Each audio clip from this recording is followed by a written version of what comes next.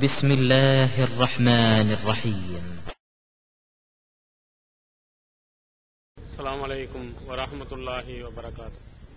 எல்லாமுள்ள அல்லாஹுவின் நல்லடியார்களே,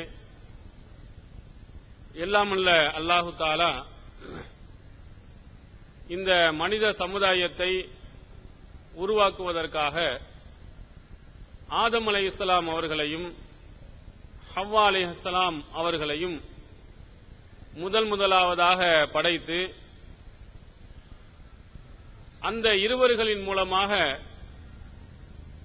இந்த உலகத்தில் கோடான கோடி மக்களை எல்லாமுள்ள அல்லாஹு தஆலா பல்கி பெருக செய்திருக்கிறார். இந்த மனித சமுதாயம் உருவாகுவதற்கு ஒரு ஆணும் ஒரு பெண்ணும் காரணமாக அல்லாஹு தஆலா அமைத்திருந்தாலும் ஆரம்ப காலங்களில் இருந்து இன்றைய நவீன காலங்கள் வரையிலேயும் பெண்களை ஆண்களுக்கு இருக்கும் அளவிற்கு உரிமைகளை வழங்காதவர்களாகவும், இன்னும் சொல்லப்போனால் பெண்களை ஒரு மனித இனமாகவே கவனத்தில் கொள்ளாதவர்களாகவும், அவர்களை ஒரு ஆடு மாடுகளை போன்றே அவர்கள் நினைத்து வந்திருப்பதையும் திருமறை குர்ஆனின் மூலமும் நம்முடைய நாட்டினுடைய நடவடிக்கைகளின் மூலமாகவும் நாம் தெரிந்து கொள்ள முடிகிறது. நபிகள் பெருமானார் ஸல்லல்லாஹு அலைஹி வஸல்லம் அவர்களுடைய காலத்தில் பெண்கள் எப்படி நடத்தப்பட்டு வந்திருக்கிறார்கள் என்பதை திருமறை குர்ஆனை நீங்கள் பார்த்தால் மிக தெளிவாக அல்லாஹ் சொல்கிறான், வைதா புஸ்ஸிர அஹதுஹும் பில் உன்சா லல்ல வஜ்ஹு முஸ்வத்தா வஹுவ கலீம். அந்த மக்களுக்கு பெண் குழந்தை பிறந்தது என்ற நல்ல செய்தி சொல்லப்பட்டால் அந்த குழந்தையை பெற்றவன் கோபம் கொள்ளுகிறான், ஆத்திரம் கொள்ளுகிறான். இந்த பெண் குழந்தை பிறந்ததற்காக வேண்டி அவன் வேதனை அடைகிறான். இந்த பெண் குழந்தையை அயும்சிகுஹு அலா ஹுனின் அம் யதுஸ்ஸுஹு ஃபித் துராப், இந்த பெண்களை இந்த இழிவு நிலையிலேயே வைத்துக் கொள்ளலாமா அல்லது மண்ணோடு போட்டு புதைத்து விடலாமா என்று எண்ணுகிறான் என்று அல்லாஹ் குர்ஆனில் சொல்கிறான். ரசூல் ஸல்லல்லாஹு அலைஹி வஸல்லம் காலத்தில் பெண் குழந்தை பிறந்தால் அந்த பெண்கள் இழிவானவர்களாக கருதப்பட்டதுடன் பலர் அந்த பெண் குழந்தைகளை உயிரோடு புதைத்தும் இருக்கிறார்கள்.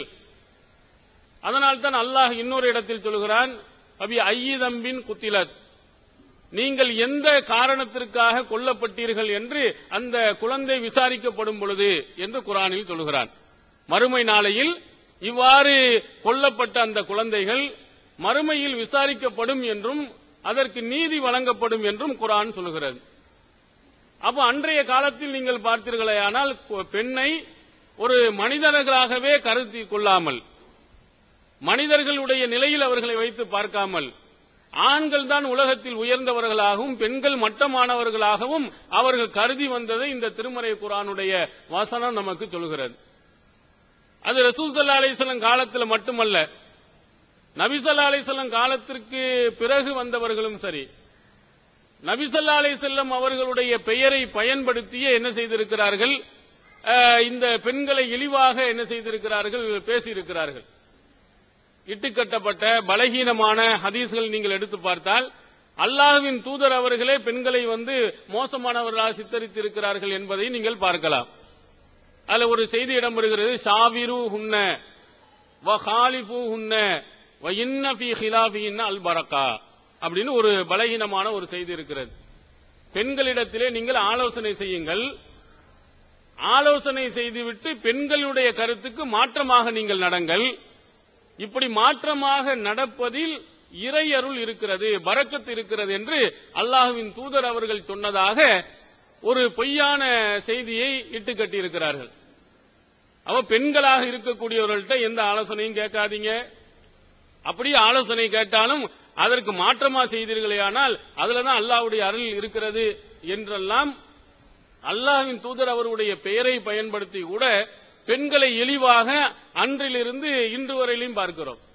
நீங்கள் தமிழகத்தில் எடுத்துக்கொண்டால் நாமக்கல் போன்ற சேலம் போன்ற அந்த பகுதிகளில் பெண் குழந்தை பிறந்தது என்று சொன்னால் அந்த பெண் குழந்தையை உயிரோடு கொண்டு விடுவார்கள். நெல்லை வாயிலை போட்டு அல்லது கள்ளிப்பாலை கொடுத்து அல்லது தெருவிலே தூக்கி போட்டு பெண் குழந்தைகளை கொல்லக்கூடிய ஒரு நிலைமை இன்றும் இருப்பதை நாம் பார்க்க முடிகிறது. ஆனா ஆண் குழந்தைகளை அப்படி யாரும் செய்வதில்லை. ஆண் குழந்தைகளை தெருவில் தூக்கி போடுவதில்லை, ஆண் குழந்தைகளை கொலை செய்வதில்லை. ஆனா பெண் குழந்தைகளை இன்றும் விஞ்ஞானம் வளர்ந்திருக்கக்கூடிய இந்த காலகட்டத்திலேயும் பெண் குழந்தை என்று சொன்னால் வெறுப்பவர்களாக இருப்பதை பார்க்கிறோம். இன்றும் குழந்தைகள் பிறக்கின்ற பொழுது முதல்ல ஒரு பெண் குழந்தை, இரண்டாவது ஒரு பெண் குழந்தை, மூன்றாவது ஒரு பெண் குழந்தை என்று சொன்னால் தொடர்ந்து பெண் குழந்தையை முதல் வரும் பொழுதே கொஞ்சம் முகத்தை சுளித்துக் கொண்டு ஏற்றுக்கொள்கிறார்கள். இரண்டாவது என்றால் ஒரு மாதிரி பார்க்கிறார்கள். மூன்றாவதும் பெண் குழந்தையாக இருந்தால் பெண்களாக இருப்பவர்கள் கூட அதை ஏற்றுக்கொள்வதில்லை. மாமியாராக இருப்பவள் அதை ஒரு கேலி செய்வதையும் கிண்டல் செய்வதையும் இன்றும் நாம் பார்த்து வருகிறோம். அப்ப இந்த அளவிற்கு பெண்களை என்ன செய்கிறார்கள், மட்டமானவர்களாகவே வைத்திருக்கிறாங்க. அதற்கு பல நிறைய கதைகளை கூட சொல்வார்கள். ஆதம் அலைஹிஸ்ஸலாம் அவர்கள் கெட்டு போனதற்கு என்ன காரணம்? இந்த ஹவ்வா அலைஹிஸ்ஸலாம் அவர்கள் தான். ஒரு மரத்தை அல்லாஹ் தஆலா என்ன செய்ய சொன்னான், நெருங்காதே என்று சொன்னா, அதை சாப்பிடாதே என்று சொன்னா, அதை சாப்பிட வைத்தது என்ன, யார் என்று சொன்னால் இந்த ஹவ்வா அலைஹிஸ்ஸலாம் அவர்கள் தான். நீங்க சாப்பிடுங்க அப்படின்னு சொல்லி அவர்களை ஆண்களை கெடுத்தாங்க, ஆதம் அலைஹிஸ்ஸலாம் அவர்களை கெடுத்தார்கள் என்ற கதையும் சொல்வார்கள். ஆனா குர்ஆன்ல அஸல்லஹும ஷைத்தான், இந்த ரெண்டு பேர்களையும் ஷைத்தான் தான் கெடுத்தான் என்று குர்ஆன் நமக்கு தெளிவாக சொல்கிறது. ஆனால் என்ன சொல்வார்கள், பெண்கள் தான் இந்த மாதிரி வேலைகளை எல்லாம் செய்து சமூகத்தை சீர்தழித்திருக்கிறார்கள் என்ற ஒரு மாய தோற்றத்தை அன்றைய காலத்தில் இருந்து இன்றைய காலம் வரையிலையும் செய்து வந்திருப்பதை நாம் பார்க்கிறோம். ஆனால் அல்லாஹ்வின் தூதர் அவர்கள்தான் இந்த சமுதாய மக்கள் அடைந்த இன்னல்கள், அல்ல குறிப்பாக பெண்கள் அடைந்த அந்த இன்னல்களுக்கெல்லாம் 1400 ஆண்டுகளுக்கு முன்பாகவே என்ன செய்திருக்கிறார்கள், ஒரு அழகான ஒரு தீர்வை, அவர்களுக்கு ஏற்படக்கூடிய பிரச்சனைகளை அவர்கள் அழகாக என்ன செஞ்சிருக்கிறார், தீர்த்து வைத்திருக்கிறார்கள். அதனால்தான் என்னவோ அல்லாஹ் தஆலா அவர்களுக்கு பலதரமான திருமணத்தை செய்வதற்கு அனுமதி கொடுக்கிறார். அவர்கள் சந்தித்திருக்கக்கூடிய பல பிரச்சனைகளை அல்லாஹ்வின் தூதர் அவர்கள் இறை தூதராக இருந்து அதை தீர்த்து வைத்திருக்கிறார்கள். இந்த சமுதாயத்திற்கு ஒரு அழகிய முன்மாதிரியாகவும் ஆக்கியிருக்கிறாங்க. அன்றைய காலத்தில் நடந்த அநியாயங்கள், அன்றைய காலத்தில் நடந்த மோசமான நிலைகள், இவைகளுக்கெல்லாம் தீர்வு வழங்கும் விதமாக அல்லாஹ்வின் தூதர் அவர்கள் இந்த முதல்ல அவங்களுடைய உள்ளத்தில் இருக்கிறது, இந்த பெண் என்று சொன்னால் மோசமானவள், பெண் என்று சொன்னால் மட்டமானவள் என்பதை அல்லாஹ் தஆலாவின் தூதர் அவர்கள் அங்கிருந்து எடுக்கிறார்கள். அந்த கெட்ட எண்ணத்தை முதலிலே அவர்களுடைய உள்ளத்தில் இருந்து வெளியாக்குகிறார்கள். பெண்களாக இருக்கக்கூடியவர்கள் சாதிக்க முடியும், பெண்களாக இருக்கக்கூடியவர்கள் படிக்க முடியும், பெண்களாக இருக்கக்கூடியவர்கள் ஆலோசனை சொல்ல முடியும், பெண்களாக இருக்கக்கூடியவர்களுக்கு நல்ல கருத்துக்கள் எடுத்து சொல்ல முடியும் என்பதையெல்லாம் தன்னுடைய வாழ்நாளில் அல்லாஹ்வின் தூதர் அவர்கள் அழகா சொன்னார்கள். இந்த பெண் குழந்தைகளை உயிரோடு புதைக்கும் பொழுது என்ன சொன்னார்கள், 2 பெண் குழந்தைகளை ஒரு பெற்றோர்கள் நல்ல முறையில் அவர்களை உருவாக்கி படிக்க வைத்து சிறப்பாக செய்வார்களே ஆனால் அவர்கள் சொர்க்கத்திற்கு போகலாம் என்று அல்லாஹ்வின் தூதர் அவர்கள் சொன்னாங்க. ஆண் பிள்ளையை பற்றி சொல்லவில்லை, பெண் பிள்ளையை பற்றி சொல்லும் பொழுது அந்த பிள்ளைக்கு நல்லொழுக்கத்தை போதித்து இஸ்லாத்தினுடைய ஒழுங்குகளை அந்த பிள்ளைக்கு கற்றுக் கொடுத்து நல்ல முறையில் அவர்களை உருவாக்குவானே ஆனால் அவன் சொர்க்கலோகத்திற்கு போகலாம், அவன் ஜன்னத் என்ற உயர்ந்த இடத்தை அடையலாம் என்று அவருடைய உள்ளத்தில் முதலில் ஆழம் பதிய வைக்கிறார்கள். பெண்களாக இருக்கக்கூடியவர்களுக்கு நாம் செய்கின்ற தொன்று, பெண்ணாக இருக்கக்கூடியவர்களை கவனிக்கக்கூடியது சொர்க்கத்திலே நம்மை கொண்டு போய் சேர்க்கும் என்ற அளவுக்கு அல்லாஹ்வின் தூதர் அவர்கள் பெண்ணுக்கு சொன்னார்கள். அதை போன்று சொன்னார்கள். இந்த பெண்ணினுடைய உயர்வை பற்றி பேசும் பொழுது ஒருவர் கேட்கிறார், மன் அஹக்கு பி ஹுஸ்னி சஹாபதி, நான் தோழமை கொள்வதற்கு மிகவும் தகுதியானவர் யார் அப்படின்னு கேட்டார் ஒருவர். அப்ப அல்லாஹ்வின் தூதர் அவர்கள் சொன்னார்கள், உம்முக்க, உன்னுடைய தாய் என்று சொன்னார்கள். இரண்டாவதாக யார் இருக்கிறார் என்று கேட்கிறார். அப்போதும் அல்லாஹ்வின் தூதர் அவர்கள் உன்னுடைய தாய் என்று சொன்னார்கள். மூன்றாவது தடவையும் கேட்டார்கள், அப்பொழுதும் உன்னுடைய தாய் என்று சொன்னார்கள். நான்காவது தடவை சொல்லும் பொழுதுதான் உன்னுடைய தந்தை என்று சொன்னார்கள். அல்லாஹ்வின் தூதர் அவர்களிடத்தில் நம்ம ரொம்ப அன்பையும் பாசத்தையும் பொழிவதற்கு தகுதியானவர்கள் முதலிடத்தை யாரை கொடுக்கிறார்கள் என்றால் ஒரு பெண்ணுக்கு தான் கொடுக்கிறாங்க, அந்த தாய்க்கு தான் கொடுக்கிறாங்க. நீ ஆணாக அல்லாஹ்வின் தூதர் அவர்கள் இருந்தும் கூட தந்தைக்கு என்று சொல்லவில்லை, தந்தைக்கினுடைய இடம் 4வது இடத்தில் வச்சிருக்கிறாங்க. ஒரு ஆறுதல் பரிசை போன்று பரிசு பெறக்கூடியவர்களுக்கு முதல் பரிசு, இரண்டாம் பரிசு, மூன்றாம் பரிசு தான் கொடுப்பாங்க. அதுக்கு பிறகு உள்ளதுதான் நாலாவது பரிசு, அது வந்து ஆறுதல் பரிசு. இந்த அடிப்படையில் அல்லாஹ்வின் தூதர் அவர்கள், நீ அன்பையும் பாசத்தையும் செலுத்த வேண்டுமானால் உன்னுடைய தாய் தான் உனக்கு இருக்கிறதிலே முதல் உயர்ந்த இடம், முதலாவது இடம் என்று சொன்னதின் மூலமாக பெண்ணினுடைய பெருமையையும் அல்லாஹ்வின் தூதர் அவர்கள் அங்கே உணர்த்தி காட்டினாங்க. இப்படி பெண்ணாக இருக்கக்கூடியவர்கள் அன்றைய காலகட்டத்தில் சந்தித்த பிரச்சனைகள், அன்றைய காலத்தில் இருந்த குழப்பங்கள், இவைகளை எல்லாம் அழகாக அவர்கள் மாற்றி அந்த பெண்களிடத்திலே நல்ல மார்க்க சிந்தனையை, இஸ்லாத்தினுடைய உணர்வுகளை அவர்கள் ஊட்டினார்கள். அன்றைய காலத்தில் எப்படி இருந்தார்கள், இந்த மார்க்கத்தை பற்றி இன்றும் கூட இருக்கிறாங்க, மார்க்கத்துக்காக வேண்டி அழைக்கப்படுவார்களே, ஆனால் பரவலாக வருவதில்லை. ஆனா ரசூல் ஸல்லல்லாஹு அலைஹி வஸல்லம் உடைய காலத்தில் அல்லாஹ்வின் தூதர் அவர்கள் அங்க போய் பெண்களுக்கு இந்த மார்க்க விஷயங்களை சொல்லும் பொழுது அவர்கள் எப்படி என்ன கேட்டார்கள், இஜ்அல் லனா யௌமன், எங்களுக்காக வேண்டி ஒரு நாளை நீங்கள் ஒதுக்கி தாருங்கள். அல்லாஹ் என்ன சொல்லுகிறான், நீங்கள் எப்படி எங்களை வாழ விரும்புகிறீர்கள், எங்களுக்கு என்ன அறிவுரையை சொல்ல விரும்புகிறீர்கள், எங்களுக்கு ஒரு நாளை கொண்டு வந்தாங்க, எங்களுக்கு ஒரு நாளை ஒதுக்கி நாங்க அதிலே வந்து என்ன செய்கிறோம், நல்ல விஷயங்களை கேட்டுக்கொள்கிறோம் அப்படின்னு சொல்லிட்டு பெண்களாக இருக்கக்கூடியவர்கள் அல்லாஹ்வின் தூதர் அவர்களிடத்திலே வந்து ஒரு நாளை ஒதுக்க சொல்லி அதிலே பயான் வைத்து மார்க்கத்தினுடைய அறிவுரைகளை கேட்டு வாங்கியிருக்கிறாங்க. ஆனா இன்று என்ன சொல்வார்கள், அடுப்பூதும் பெண்களுக்கு படிப்பதற்கு என்று சொல்லுவாங்க. உங்களுக்கு என்ன பெண்களா இருக்கும், சோறாக்க வேண்டியதானே, என்ன அவங்களுக்கு சாப்பாடு செஞ்சு கொடுக்க வேண்டியதானே, எதுக்கு நீங்க படிக்க போறீங்க என்றெல்லாம் கேட்கக்கூடிய நிலையில் அன்று அல்லாஹ்வின் தூதர் அவர்கள் சொல்கிறார்கள், நீங்க வந்து மார்க்க விஷயத்தை படிக்கணுங்கிறதுக்காண்டி அவர்களுக்கு ஒரு நேரத்தை ஒதுக்கி மார்க்கத்தின் விஷயங்களை எல்லாம் அவர்களுக்கு சொல்லிக் கொடுத்தாங்க. எந்த அளவுக்கு சொல்லிக் கொடுத்தார்கள், எந்த அளவுக்கு விவரமாக அந்த பெண்மணிகள் வந்தார்கள். அன்னை ஆயிஷா சித்திகா ரலியல்லாஹு அன்ஹா என்ற ஒரு பெண்மணியை எடுத்து பாருங்கள். மார்க்க விஷயத்தில் அவர்கள் எவ்வளவு கடலாக திகழ்ந்திருக்கிறான்னு பாருங்க. ஒரு உதாரணத்துக்கு ஒரு விஷயத்தை நான் அவர்கள் விஷயமா சொல்லுகிறேன். மஸ்ரூக் என்ற தோழர் அவர்கள் சொல்லுகிறார், லகத் ரஅய்து அகாபிர அஸ்ஹாபி முஹம்மதின் ஸல்லல்லாஹு அலைஹி வஸல்லம், நபி ஸல்லல்லாஹு அலைஹி வஸல்லம் அவர்களுடைய தோழர்களில் மூத்த தலைவர்களை நான் பார்த்திருக்கிறேன். யஸ்அலூனஹா அனில் ஃபராயிலி, இந்த வாரிசுரிமை சட்டம் தொடர்பாக ஆயிஷா நாயகி அவர்களிடத்திலே அவர்கள் போய் என்ன செய்திருக்கிறார்கள், கேட்டிருக்கிறார்கள். யாரு, ஆண் நபி தோழர்கள் வாரிசுரிமை சட்டம் தொடர்பாக சிக்கல்கள் ஏற்பட்டால் அன்னை ஆயிஷா சித்திகா ரலியல்லாஹு அன்ஹா அவர்கள்ட்ட போய் விளக்கம் கேட்பார்களாம். அங்க போய் இதனுடைய கருத்து என்ன, இதுல எப்படி எத்தனை பேருக்கு எவ்வளவு பங்கு கொடுக்கலாம் என்ற கணக்கு வழக்கிலும் கூட சிறந்தவர்களாக ஆயிஷா நாயகி அவர்கள் இருந்திருக்கிறார்கள். அல்லாஹ்வின் தூதர் அவர்களிடத்திலிருந்த படித்த படிப்பின் காரணத்தினால். அபூ மூஸா அல்-அஷ்அரி ரலியல்லாஹு அன்ஹு அவர்கள் சொல்கிறார்கள், திருமதியில் பார்க்கிறோம், நபித்தோழர்களுக்கு ஏதாவது சிக்கலான ஒரு கேள்விகள் எதுவும் வந்துவிட்டால் நாங்க உடனே போய் ஆயிஷா நாயகி அவர்களிடத்தில் நாங்கள் கேட்போம், அவர்களிடத்திலிருந்து ஒரு சிறந்த ஒரு பதிலை, சிறந்த ஒரு கல்வியை நாங்கள் பெற்றுக்கொள்வோம். அப்ப சிக்கலான ஒரு சூழ்நிலை வருகின்ற பொழுது கூட பெண்களாக இருக்கக்கூடியவர்கள் பதிலளித்திருக்கிறார்கள். அல்லாஹ்வின் தூதர் அவர்களிடத்திலே பெற்ற அந்த கல்வியை மக்களிடத்தில் எடுத்துச் சொல்லி இருக்கிறார்கள். அந்த ஞானம் அவர்களுக்கு நிறைய இருந்திருக்கிறது. ஆயிஷா நாயகி அவர்களிடத்தில் நீங்கள் பார்த்தீர்கள், ஆனால் அவ்வளவு அறிவை அல்லாஹ் தஆலா கொடுத்திருக்கிறான். பெண்களாக இருப்பவருக்கு ஒருத்தருக்குமே இல்லை என்ற இல்லை. அவர்கள்ட்ட கேட்டீர்களே ஆனால் உர்வா என்று சொல்லக்கூடிய அவருடைய சகோதரி அஸ்மா அவர்களுடைய மகன் உர்வா, இவர் ஆயிஷா நாயகி அவர்களுடைய அதிகமாக சேர்ந்திருப்பார்.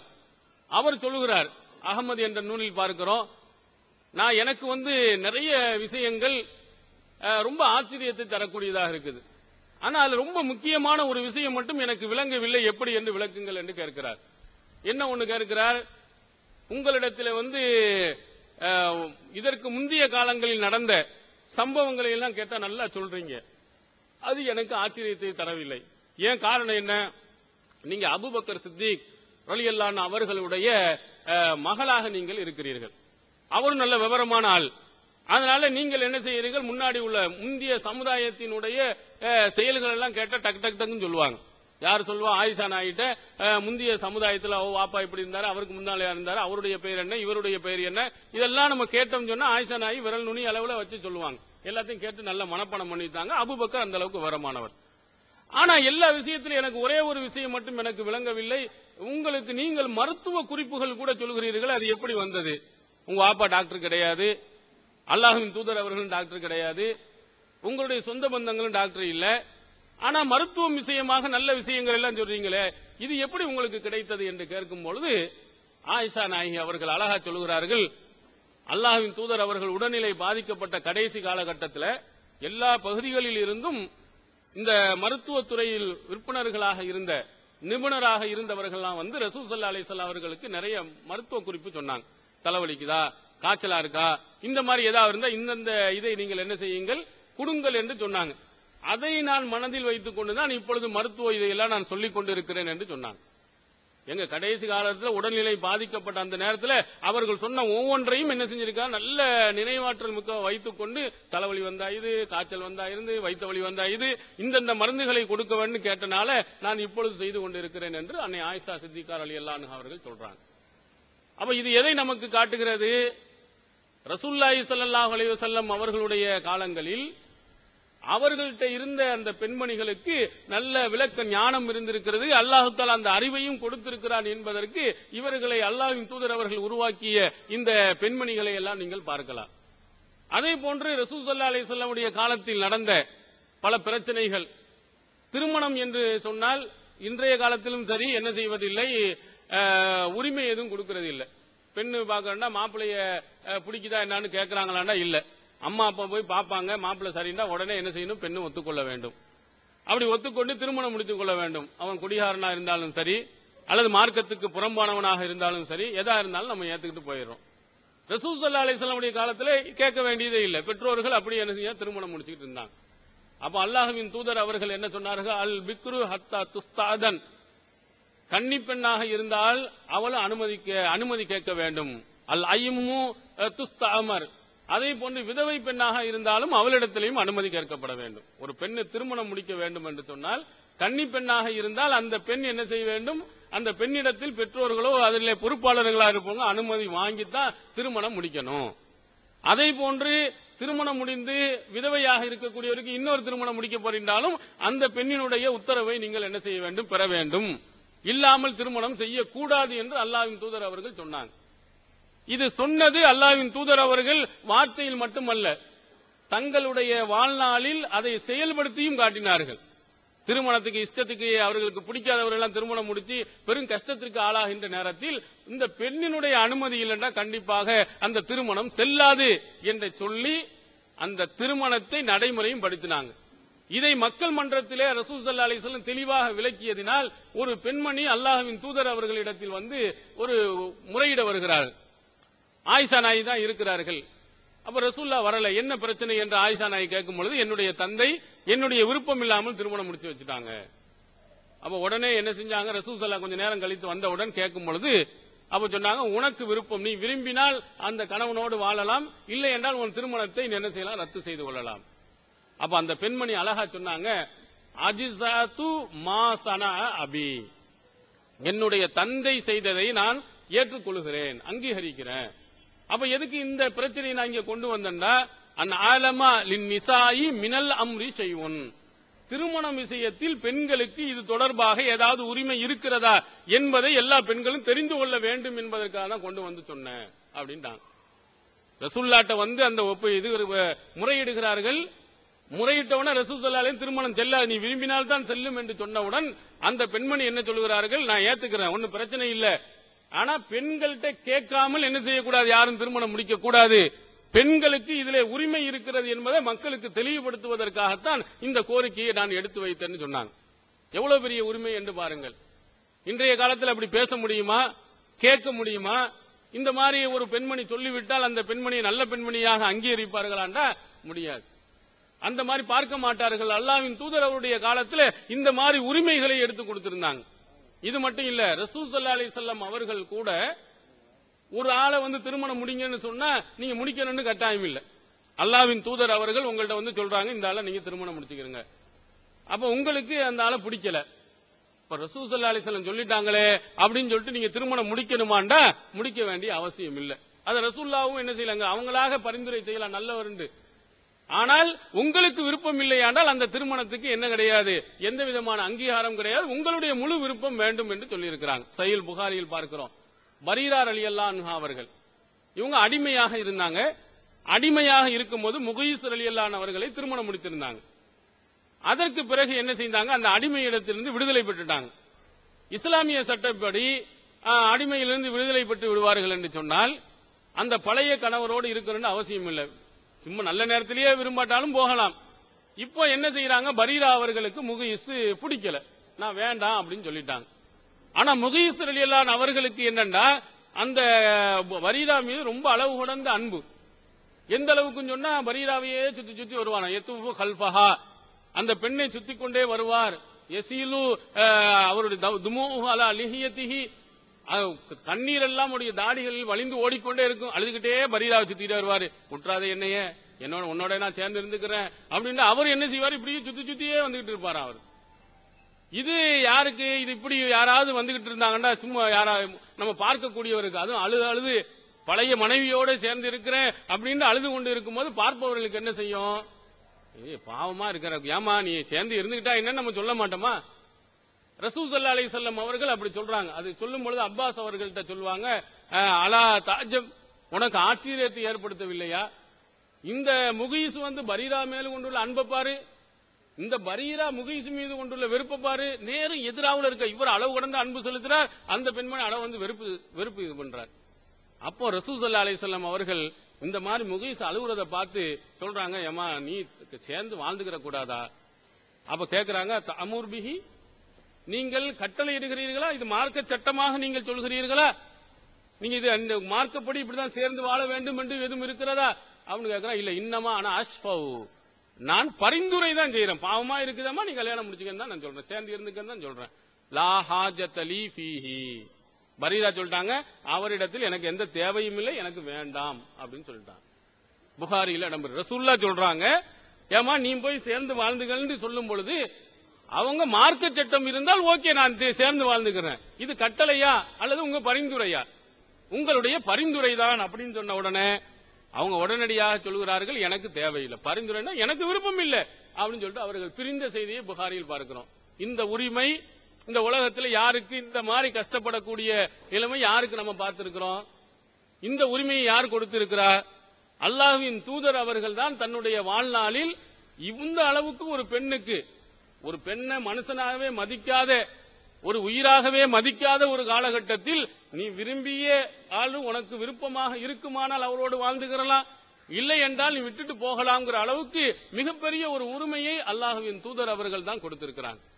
அப்ப மனிதர்கள் அன்றைய காலத்தில் விட்ட அந்த கண்ணீர்களுக்கெல்லாம் ரசூலுல்லாஹி ஸல்லல்லாஹு அலைஹி வஸல்லம் அவர்கள் அங்கே என்ன செய்திருக்கிறார்கள், அழகான ஒரு வழிமுறையை இந்த சமுதாயத்திற்கு என்ன செஞ்சிருக்கிறாங்க, காட்டியிருக்கிறாங்க.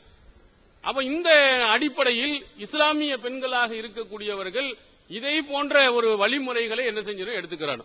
அடுத்ததாக இந்த சமுதாய மக்களுக்கு மத்தியில் ஏற்படக்கூடிய பிணக்குகள், இந்த மாந்தர்களுக்கு மத்தியில் ஏற்படக்கூடிய சிக்கல்கள், சண்டைகள், இதுல எங்க அதிகமாக வருகிறது, அதுக்கு உள்ள தீர்வுகள் என்ன?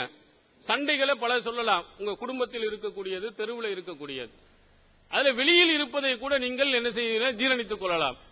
ஆனால் உங்க கணவன் மனைவிக்கு மத்தியில், உங்களுடைய குடும்பத்துக்கு மத்தியில் பிரச்சனைகள் ஏற்படுமானால் அந்த பிரச்சனைகளுக்கு உள்ள தீர்வுகள் என்ன, எப்படி நீங்கள் நடக்க வேண்டும் என்று ரசூலுல்லாஹி ஸல்லல்லாஹு அலைஹி வஸல்லம் அவர்கள் சொன்னார்கள் என்பதை நீங்கள் தெரிந்து கொள்வீர்களானால் நிச்சயமாக உங்களுக்கு மத்தியில் ஏற்படக்கூடிய சண்டைகள், பிரச்சனைகள், இவைகளை எல்லாம் என்ன செய்யலாம், ஈஸியாக நீங்கள் தவிர்த்து கொள்ளலாம்.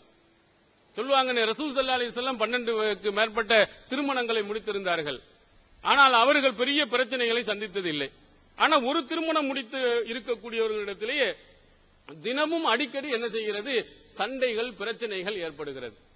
இந்த மாதிரி சண்டைகள், பிரச்சனைகள் ஏற்படுகின்ற போது நீங்கள் எப்படி நடந்து கொள்ள வேண்டும், அதுக்கு என்ன தீர்வு? முதலில் வரக்கூடிய இந்த பிரச்சனைகள் அவசரப்பட்டு, ஆத்திரப்பட்டு எந்த முடிவையும் என்ன செய்து விடக்கூடாது, எடுத்துடக்கூடாது. உங்களுக்கு முதலிலே ரசூல் ஸல்லல்லாஹு அலைஹி வஸல்லம் சொன்னது பொறுமை. இந்த பெண்களாக இருக்கக்கூடியவர்கள்ட்ட பொறுமை ரொம்ப குறைவாக இருப்பதின் காரணத்தினால் அவசரப்பட்டு எதையாவது முடிவை எடுத்துக்கொண்டு பின்னால் என்ன செய்வார்கள், நிரந்தரமாக அழுதுகிட்டு இருப்பாங்க. இதனால ரொம்ப அவசரப்பட்டு இல்லாமல் நிறுத்தி நிதானமாக யோசித்து நீங்கள் முடிவெடுக்கக்கூடிய ஒரு பழக்கத்தை நீங்கள் ஏற்படுத்திக் கொள்ளணும். ஆயிஷா நாயகி பாருங்க, அவர்களுடைய வயதையும் நீங்கள் எடுத்து பாருங்கள். ரசூலுல்லாஹி ஸல்லல்லாஹு அலைஹி வஸல்லம் வாழ்ந்த காலத்தில் அவங்க நபிகளார் பெருமாள் இறக்கின்ற போது அவருடைய வயசு 18 தான். 18 வயசு தான் அப்பதான் மெச்சூரிட்டி ஆகக்கூடிய ஒரு காலம். அதற்கு முன்னாடியே ரசூலுல்லாவோடு வாழ்ந்திருக்கிறார்கள். அவங்களுடைய வாழ்நாளில் மிகப்பெரிய ஒரு பூகம்பம், மிகப்பெரிய ஒரு பிரச்சனை ஏற்படுகின்ற நேரத்தில் அதை எப்படி அழகாக கையாண்டார்கள் என்று நீங்கள் பாருங்க. அவர்களையும் சஃப்வான் பின் முஅத்தல் ரலியல்லாஹு அவர்களையும் இணைத்து முனாஃபிக்கீன்கள் என்ன செய்ய அவதூறுகளை பரப்பினாங்க. பனு முஸ்தலக் என்று சொல்லக்கூடிய போர்க்களத்தில் இருந்து திரும்பி வரும் பொழுது, முரைசி என்று சொல்லப்படுகிறது, அதுக்கு இன்னொரு பேர் பனு முஸ்தலிக் என்று சொல்லுகிறார்கள். இந்த போர்க்களத்திலிருந்து திரும்பி வரும் பொழுது ரசூல் ஸல்லல்லாஹு அலைஹி வஸல்லம் அவர்கள் ஆயிஷா நாயகி அந்த ஒட்டக சிவிகையில் இருக்கிறார்கள் நினைத்து வந்துடுறாங்க. ஆனா அவர்கள் அங்க இருக்கல. பின்னால் வந்து கொண்டு இருந்த சஃப்வான் பின் முஅத்தல் ரலியல்லாஹு அவர்கள் என்ன செய்யறாங்க, அவங்கள அழைத்துட்டு வர்றாங்க. அவங்க அழைத்துட்டு வரும்போது கூட அவங்க ரெண்டு பேரும் பேசின ஒரே ஒரு வார்த்தை என்ன, ஆயிஷா நாயகி கேட்ட வார்த்தை என்ன, இன்னா லில்லாஹி வ இன்னா இலைஹி ராஜிஊன். அவ்வளவுதான். வஸ்தர்ஜா, இன்னா லில்லாஹி வ இன்னா இலைஹி ராஜிஊன் மட்டும் தான் சொன்னார். ஐயோ ஆயிஷா நாயகி விட்டுட்டு போயிட்டாங்களே, ஒரு கவலைக்குரிய விஷயமாச்சு. இந்த ஒரு வார்த்தையை தவிர எதுவுமே அவர் பேசல. ஆனா என்ன செஞ்சாங்க முனாஃபிக்கீன்கள், எப்படா ஒரு நிலை வருண்டு 1 10 20 30 நிறைய ஆக்கி நபித்தோழர்கள் கூட நம்பும் அளவுக்கு ஆக்கிட்டாங்க. ஹஸ்ஸான் பின் சாபித், மிஸ்தஹ், ஹம்னா ரலியல்லாஹு அன்ஹா போன்ற நபித்தோழர்கள் நபித்தோழியர்கள் எல்லாம் ஆமா இருக்குங்கிற மாதிரி அவர்களும் இந்த செய்தியை பரப்பும் அளவிற்கு விஷயத்தை பூதகரமாக ஆக்கிட்டாங்க. இதை கேட்டு ஆயிஷா நாயகி அவர்கள் சின்ன வயது தானே, அந்த வயதிலும் கூட எப்படி அழகா இருந்தார்கள் தெரியுமா? உடனே இந்த பிரச்சனையை கேள்விப்பட்டு தன்னுடைய பெற்றோருடைய வீட்டுக்கு போக அனுமதி கேட்டாங்க. போயிட்டாங்க. போன பிறகு ரசூலுல்லாஹி ஸல்லல்லாஹு அலைஹி வஸல்லம் அவர்கள் வந்து சொல்கிறார்கள், அல்லாஹ்வின் தூதருக்கு நடந்தது என்னன்னு தெரியாது, வஹியும் வரல. அப்ப சொல்றாங்க, நீ தப்பு செஞ்சிருந்தீன்னு சொன்னா நீ என்ன செய்ய, அல்லாஹ்விடத்துல பாவ மன்னிப்பு கேடு, அல்லாஹ் தஆலா என்ன செஞ்சிருவான், மன்னித்து விடுவான். நீ உண்மையாளா இருந்தா அல்லாஹ் தஆலா அதை என்ன செய்வான், உண்மைப்படுத்துவான் என்று சொன்னவுடன் ஆயிஷா நாய்க்கு ரொம்ப வருத்தம். தப்பு செய்திருந்தால் அல்லாஹ்விட்ட பாவ மன்னிப்பு தேடு அப்படின்னு கேட்கும் பொழுது அவங்களுக்கு எவ்வளவு இதா இருக்கும். இந்த ஒரு ஏதாவது ஒரு சும்மா ஒரு அரை மணி நேரம் பேசியிருந்தோம், என்ன ஒரு மணி நேரம் உட்கார்ந்துட்டு இருந்தோம், எல்லாம் வீட்டில் தனித்து இருந்தோம், எந்த ஒரு வாய்ப்புமே இல்லாத இன்னா லில்லாஹி வ இன்னா இலைஹி ராஜிஊன் என்ற ஒரு வார்த்தையை தவிர எதையுமே அவர் கேட்காத அளவுக்கு அவர் கீழே நடந்து வருகிறார். அவங்க ஒட்டகத்தின் மேலே இருக்கிறார்கள். இப்படி ஒழுக்கமாக வந்து கூட இப்படி மக்கள் பேசுகிறார்கள், அதையும் அல்லாஹ்வின் தூதர் அவர்கள் சொல்லுகிறார்களே அப்படின்னு ரொம்ப இதா போயிட்டு அவர்கள் அழகா சொன்னார்கள், இந்த மாதிரி ஒரு சூழ்நிலைக்கு உங்களுக்கும் எனக்கும் மத்தியில் உள்ள ஒரு உதாரணம் என்ற குர்ஆனுடைய வசனத்தை நான் சபருன் ஜமீல் வல்லாஹுல் முஸ்தஆனு அலா மா தசிஃபூன், சூரத்துல் யூசுஃபினுடைய 18வது வசனத்தை அவர்கள் சொல்லுகிறார்கள். அழகிய முறையில் பொறுமையை நான் மேற்கொள்கிறேன், நீங்கள் எதை வர்ணித்து சொல்கிறீர்களோ அதை விட்டும் பாதுகாப்பு தேடுவதற்கு அல்லாஹ் மிக தகுதியானவன் அப்படின்னு ஒரு வார்த்தையை சொல்கிறார். இது யார், யாக்கூப் அலைஹிஸ்ஸலாம் அவர்களை அவர்கள்ட்ட அங்க யூசுப் நபியை கொண்டு போய் ஒரு கணத்துல தூக்கி போட்டு ஓனாய் கடிச்சு தின்றுச்சுன்னு ஒரு ரத்தத்தை சட்டையில நினைத்து கொண்டு யாக்கூப் நபியை ஏமாத்தினார்களே. அப்ப ஏமாத்துற நேரத்தில் அவர்கள் உள்ளத்துல என்ன இருந்துச்சுன்னு சொன்னா ஒரு நெருடல் வந்துச்சு, இவன் செய்யறது என்னமோ தப்பு செய்யறாங்க. அப்பதான் அலாவ சபருன் ஜமீல் வல்லாஹுல் முஸ்தஆனு அலா மா தசிஃபூன் என்ற அந்த வாசகத்தை யாக்கூப் நபி அவர்கள் சொன்னாங்க. இதை எப்படி அழகா அவ்வளவு கஷ்டமான ஒரு சூழ்நிலையில் எல்லாரும் ஒரு விதமாக பேசும் பொழுது கூட அவங்கள்ட்ட இருந்த அந்த பொறுமையும் சபரையும் நீங்கள் கொஞ்சம் எண்ணி பாருங்கள். நம்ம போய் விட்டுருவோமா, கடந்து கத்துவோம், பெரிய பிரச்சனையை உருவாக்கிடுவோம், ஒரு பிரளயத்தை ஏற்படுத்தி விடுவோம். ஒரு கரெக்டான ஒரு நிலைமை தெளிவாகாத நேரத்தில் அவ்வளவு பொறுமையாக மேற்கொண்ட காரணத்தினால் இந்த உம்முல் முஃமினீன்களாக திருமறை குர்ஆனே அல்லாஹ் தஆலா அவர்களுக்கு ஒரு சிறந்தவர்களாக, மிகவும் கண்ணியத்திற்குரியவராக, மதிப்பு மிக்கவராக அல்லாஹ் தஆலா அந்த வசனத்தில் இறக்கி அவர்கள்ட்ட எந்த தப்பும் இல்லை என்று சொல்லக்கூடிய சூரத்து நூருடைய வசனங்களை அல்லாஹ் தஆலா என்ன செஞ்சிருக்கிறான், சொல்லி இருக்கிறான். அவ இதையெல்லாம் நீங்கள் எடுத்து நீங்கள் பார்த்தீர்கள் என்று சொன்னால் நமக்கு இந்த மாதிரி பிரச்சனைகள் ஏற்படுகின்ற நேரத்தில் அவங்கள மாதிரி கொஞ்சம் அறிவுபூர்வமாக சிந்தித்து பொறுமையோடு என்ன செய்திருக்க வேண்டும், நீங்கள் இருக்க வேண்டும். அப்ப இதற்கு மாற்றமாக நீங்கள் பொறுமையை தாண்டி நீங்கள் போவீர்களே ஆனால் உங்களுக்கு நிறைய சிக்கல். அதுல குறிப்பாக கணவன் மனைவிக்கு மத்தியில இருக்கின்ற பொழுது அதுல 2 பேர்களுக்கு மத்தியிலும் புரிந்துணர்வு என்ன செய்ய வேண்டும், இருக்க வேண்டும். அந்த புரிந்துணர்வு இல்லை என்று சொன்னால் ஆங்காங்க என்ன செய்யும், சண்டை வரும்.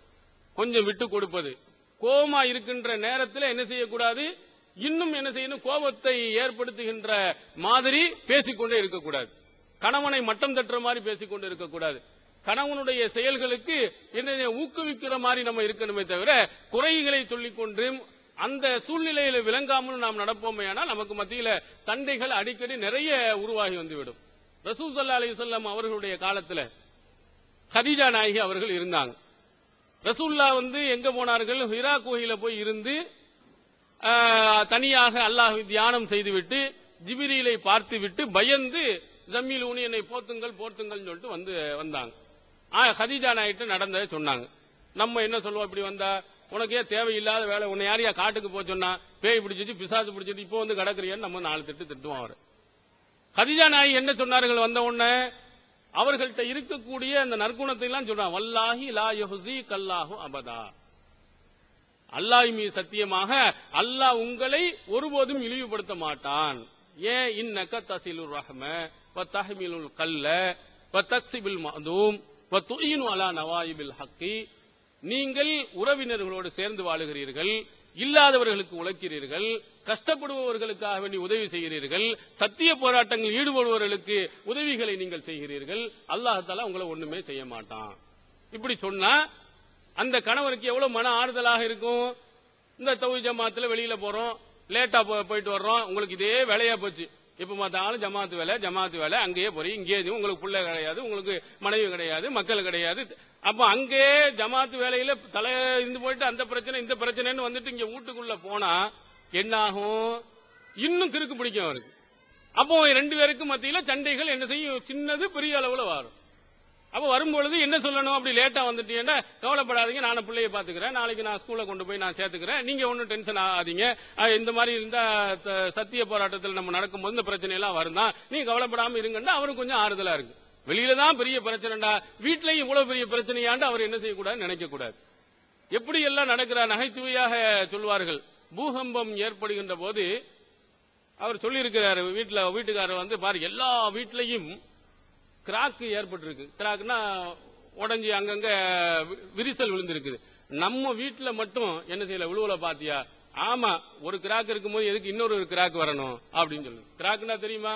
நம்ம பதில கிறுக்கு பிடிச்சவன், இந்த ஒரு மாதிரியாக பேசக்கூடியவன், அதுக்கு கொண்டாடி அவங்க சொல்லி இருக்கிறாங்க, ஒரு கிராக் இங்க இருக்கும்போது இன்னொரு கிராக் எதுக்கு இங்க வரப்போகுது? நீனே போய் கிராக் பிடிச்ச மாதிரி தான் நடப்ப. இப்படின்னு அங்க போய் சொன்னால் கணவனுக்கு மத்திய 2 பேர்களுக்கு மத்தியில எப்படி ஒரு இணக்கம் ஏற்படும்? 2 பேருக்கு மத்தியில எப்படி அன்பும் பாசமும் இதா இருக்கும்? 2 பேருக்கு மத்தியில அடிக்கடி சண்டையில இருவர்களுக்கு மத்தியில உள்ள அந்த அன்பையும் பாசத்தையும் சொல்லுவாங்க. ஒரு கணவர் சொல்லி இருக்கிறார், இந்த மாதிரி ஆளு எங்க குடும்பத்துல என் மனைவிக்கு கோவித்து கொண்டு சண்டை போட்டு கொண்டு அம்மா வீட்டுக்கு போனதே கிடையாது அப்படின்றவன. அப்படியா? மாஷா அல்லாஹ், பரவாயில்லையே, உங்க மனைவி சண்டை போட்டு உங்க வீட்டுக்கு போனது இல்லையா? இல்ல, நான் தான் அடிக்கடி எங்க அம்மா வீட்டுக்கு நான் போயிருவேன். அங்க சண்டை, அங்க இவை நான் ஏன் போறேன்னு நீ போயான்னு விரட்டி விட்டுறான். இந்த மாதிரி 2 பேருக்குள்ள இணக்கம் என்ற பெயர்களில் எப்படி அன்பு பாசம் அவர்களுக்கு மத்தியில பராமரிக்கப்படுகிறது என்று சொன்னால், இந்த மாதிரி இடைவெளிகளுக்கு மத்தியில் என்ன செய்யுது? சண்டைகள், இந்த மாதிரி அன்பு பாசங்கள் இப்படி நடந்து கொண்டிருப்பது. ரசூலுல்லாஹி ஸல்லல்லாஹு அலைஹி வஸல்லம் என்ன சொன்னார்கள்? இதா நலர சர்ரத்துஹு, அவன் இந்த மனைவியை பார்த்தால் அவள் மகிழ்ச்சியூட்டுவாள், அவனை பார்த்த உடனே சந்தோஷத்தை ஏற்படுத்துற மாதிரி இருப்பாளே தவிர, அங்க நாளைக்கு வரக்கூடிய சண்டையை 1ஐ 10ஆக ஆக்கி, உங்க அம்மா செஞ்சதை பாத்தீங்களா, உங்க அக்கா செஞ்சதை பாத்தீங்களா, இவ செஞ்சதை பாத்தீங்களா, வந்த உடனே வெளியூர்ல இருந்து வந்தா அல்லது வெளிநாட்டில இருந்து வந்தா பட்டியல் மொத்தமா எழுதி வச்சுக்கிறது. என்ன எழுதி வச்சுக்கிட்டு ஒன்னா வாசி நீங்க இந்த பிரச்சனை, இந்த பிரச்சனை, அடுத்த பிரச்சனை, இப்படியே வருமையானால் 2 பேர்களுக்கு மத்தியில் என்ன செய்யாது? கண்டிப்பாக இணக்கங்கள் ஏற்படவே செய்யாது. ரசூல் ஸல்லல்லாஹு அலைஹி வஸல்லம் ஆயிஷா நாயகி கூட சண்டை வந்துச்சு, வராமலா இருந்தது. அந்த சண்டையை கூட எப்படி நுணுக்கமான முறையில் அல்லாஹ்வின் தூதர் அவர்களுக்கு உணர்த்தினாங்க தெரியுமா? ரசூலுல்லாஹி சொல்றாங்க, உனக்கு எப்போ கோபம் வரும், எப்போ சந்தோஷமா இருப்ப எனக்கு நல்லா தெரியும். எப்படி உங்களுக்கு தெரியும் சொல்லுங்க பாப்போம் அப்படின்னா, ரசூல் ஸல்லல்லாஹு அலைஹி வஸல்லம் சொன்னாங்க, நீ ரொம்ப சந்தோஷமா இருந்தா ரப்பி முஹம்மதுடைய இறைவன் மீது சத்தியமாக சொல்லுவ. உனக்கு கோபம் ஏதாவது வந்துச்சுன்னு சொன்னா ரப்பி இப்ராஹிமுடைய இறைவன் மீது சத்தியமாக அப்படின்னு என்ன சொல்லுவ?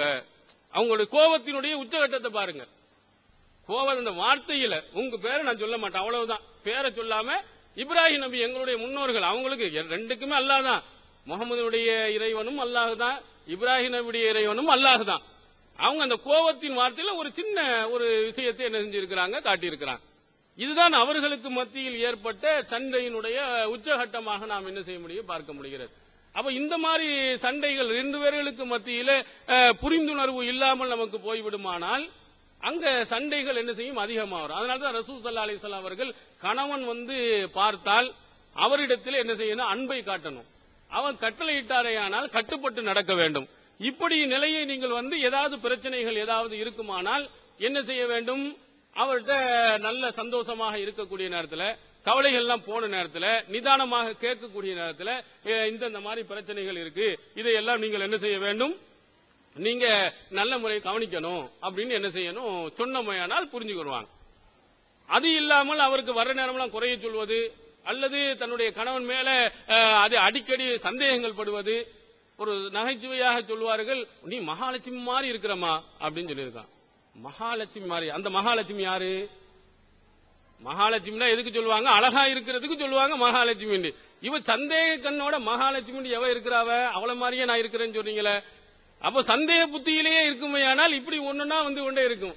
அவர் ஒரு சின்ன தொட்டாலும் குற்றம் தொடாட்டாலும் குற்றம் இப்படிங்கிற மாதிரி ஒரு சந்தேகத்தையே பார்வையோடு தன்னுடைய கணவனை நீங்கள் பார்ப்பீர்களே, ஆனால் உங்களுக்கு மத்தியில் என்ன செய்யும், இணக்கங்கள் ஏற்படாது.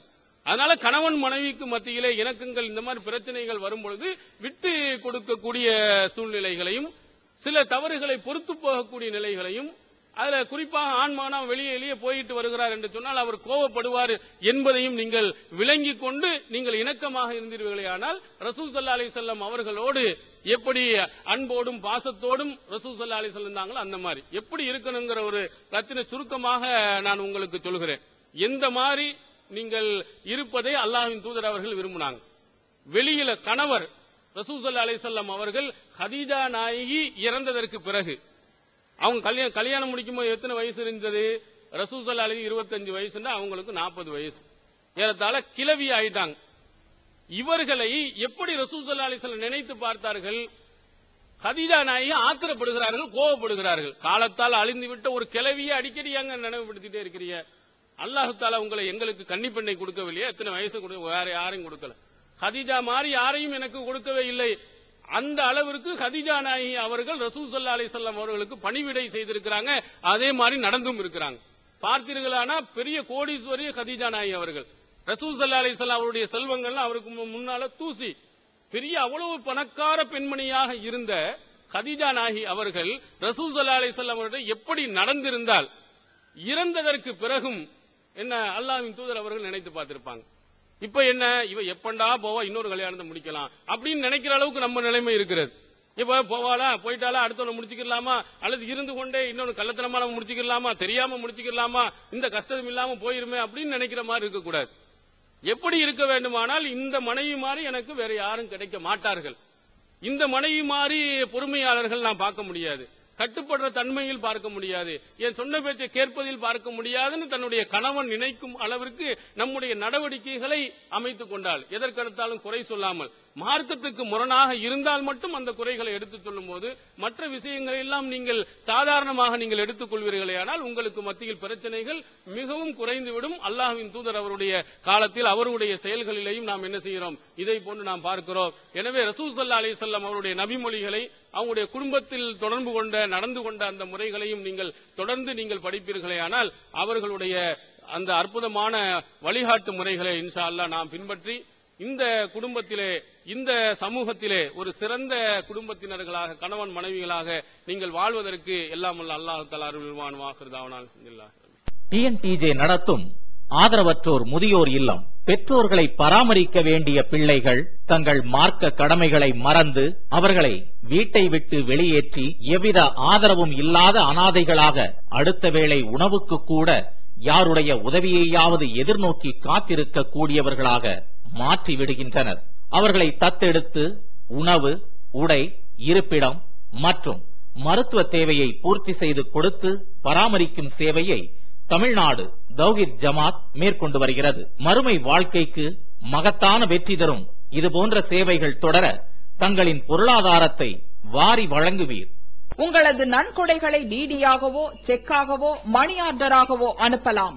டிடி அனுப்புபவர்கள் தமிழ்நாடு தௌஹீத் ஜமாஅத் வங்கி கணக்கு எண் 7882748827 இந்தியன் வங்கி மண்ணடி கிளை என்ற பெயரில் எடுத்து அனுப்ப வேண்டிய முகவரி தமிழ்நாடு தௌஹீத் ஜமாஅத் மாநில தலைமையகம் 30 அரண்மனைக்காரன் தெரு மண்ணடி சென்னை 1.